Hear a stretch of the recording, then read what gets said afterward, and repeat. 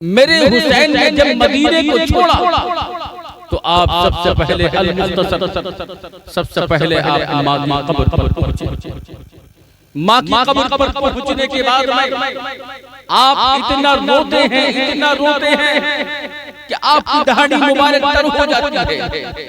کسی نے کہا ہے حسین اتنا نہیں رو، اگر زیادہ روتے رہے تمہاری ماں کہیں ایسا نہ ہو قبر سے واپس آ جائے اور اللہ تبارک و تعالی قیامت کو برپا فرمائے.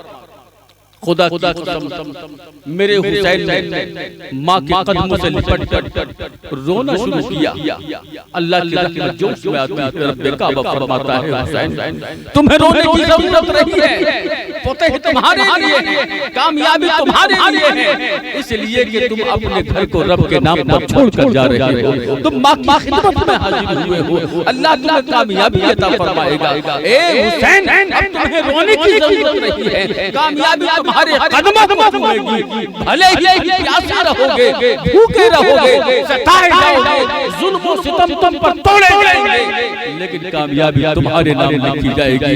یزید کو مٹا دیا جائے گا، یزید کا نام لینے والا نہیں ہوگا. خدا کی قسم ایسا ہی ہوا جب کربلا کی دھرتی کا یعنی کربلا کی دھرتی کا وہ انجام قائم ہوا جدھر 22,000 کا لشکر ہے اور ادھر 72 لوگ موجود ہیں، جس میں بوڑھے بھی ہیں، بچے بھی ہیں، جوان بھی ہیں اور خواتین بھی ہیں. لیکن ایسی کشمکش میں آپ دیکھیے حضرت امام حسین علیہ السلام کی شہادت کا ماجرا جب ہوا تو آپ یہ دیکھ لیجئے کہ حضرت امام حسین نے جب آپ اکیلے باقی رہ گئے تو ایسی کشمکش میں میرے حسین نے جب دیکھا کہ سارے پہلوان، سارے جوان، میرے بیٹے، میرے بھانجے اور میرے چچیرے اور جتنے بھی میرے ساتھ آئے ہوئے ہیں سب قربان ہو گئے، اب میں اکیلا باقی رہ گیا.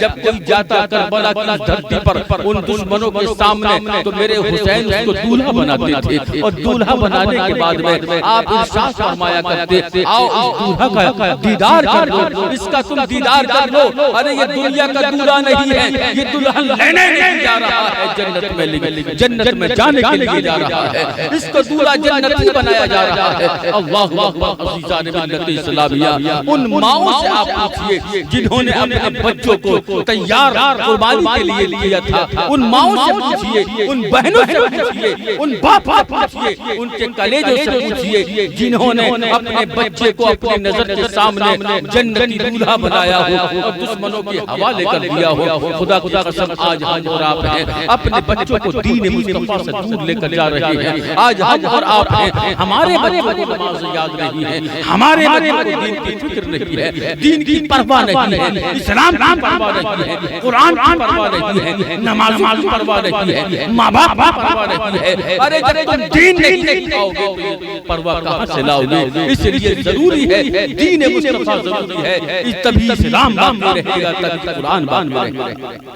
میرے حسین علیہ السلام سب کو تیار کیا کرتے تھے، لیکن جب باری آپ کی آئی آنکھوں میں آنسو آ گئے. اللہ اکبر. میں نے علی اکبر کو اپنے ہاتھوں سے دولہا بنایا، علی اصغر کو میں نے اپنے ہاتھوں سے لے جانے کے بعد میں اس کو جامِ شہادت نوش کرایا اور اب میرے بعد میں کوئی بھی یہاں پر موجود نہیں رہے گا. اللہ اکبر. یہاں آپ نے خواتین کو سمجھایا، کہا کہ میرے بعد رونا پیٹنا بند کرنا، میرے بعد میں اپنے پردوں کا خیال رکھنا، اپنے حجاب کا خیال رکھنا ہوگا، اپنی پردگی بے پردگی کو پردہ مت بنانا، بے پردگی کو کبھی جو ہے اپنے آپ پاس مت آنے دینا، پردے میں رہنا. اس لیے کہ تمہارا نبی کا فرمان ہے کہ جو پردے میں رہتا ہے بس وہی کامیاب رہتا ہے. اللہ تبارک و تعالی اسی کے لیے کامیابی عطا فرماتا ہے. عزیزان ملت اسلامیہ میں آپ سے عرض کرنا چاہتا ہوں کہ حضرت امام حسین نے عمامہ شریف باندھا اور وہی تلوار جو حضرت علی پر موجود تھی آپ لے کر کے آخری سلام کرنے کے بعد میں جب دشمنوں میں المختصر جب دشمنوں میں آپ پہنچ جاتے ہیں اور پہنچنے کے بعد میں آپ نے علل اعلان فرما دیا دیکھو ابھی باقی ہے وہ تمہارے لیے، اگر تم چاہو تو اب بھی اس وقت بھی تم میرے لیے تیار ہو جاؤ۔ ارے میں نانا سے کہہ کے تمہیں بخشوا لوں گا، اگر میرا علی اصغر گیا کوئی بات نہیں ہے، علی اکبر گیا کوئی بات نہیں ہے، اور یہ مت سمجھنا کہ میں اپنی جان کی بھیک مانگ رہا ہوں یا میں اپنے جان کی بازی کو مانگ رہا ہوں، میں اپنی زندگی کو مانگ رہا ہوں۔ ارے یہ وہ حسین ہے جب جوان بیٹے کی لاش پر نہیں گھبرایا تو میں اب کیا گھبراؤں گا؟ یہ وہ حسین ہے جس نے جو ہے 6 مہینے کے بچے کو اپنے ہاتھوں میں قربان باندھے ہوئے دیکھا ہے، اس کا کلیجہ تب بھی نہیں دہلا ہے، اس لیے نہیں دہلا کہ میں دین مصطفیٰ کو بچا رہا ہوں، میں محمد کے دین کو بچا رہا ہوں، میں اپنے نانا کے اسلام کو بچا رہا ہوں، اس لیے میرا کلیجہ نہیں دہلا ہے۔ خدا کی قسم میرے حسین کے کربلا کی دھرتی پر یہ اعلان فرما دیا اگر اب بھی تمہارے پاس گنجائش ہو تو میری طرف سے میں تمہیں معاف کر سکتا ہوں اور تم مذہب اسلام میں صحیح طریقے سے حاضر ہو جاؤ۔ خدا کی قسم لیکن وہ لوگ وہ نہیں تھے، وہ تھے مسلح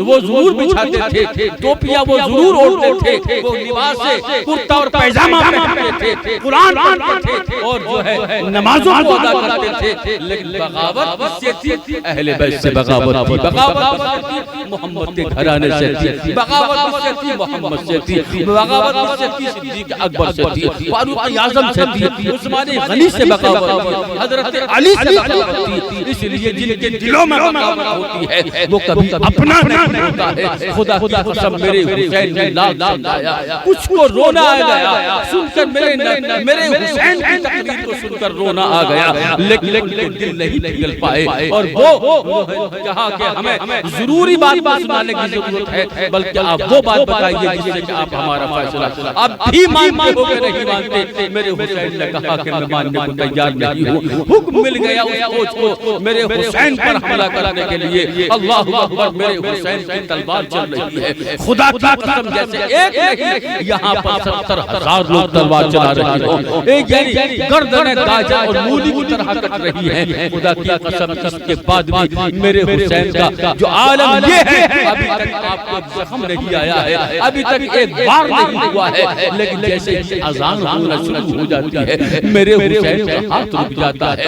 ان دشمنوں کو موقع مل جاتا ہے اور دشمنوں کو موقع ملنا ہوا میرے حسین کو ان لوگوں نے زخمی کر دیا۔ ایک زخم نہیں، 2 زخم نہیں، یہی وہ 72 زخم ہیں جنہوں نے میرے نبی کے اس واقعے کو دہرایا جہاں پر میرے حسین پشت مبارکہ پر سوار ہوئے اور نانا نے کہا کہ تمہاری وجہ سے آج ہم نے 72 مرتبہ سبحان ربی الاعلیٰ کہا ہے۔ میرے حسین عرض کرتے ہیں نانا آج تم نے میری خاطر سبحان ربی الاعلیٰ کہا ہے اور کل میں تمہارے دین کی خاطر 72 زخم کھا کر تمہارے دین کو بچاؤں گا۔ اس لیے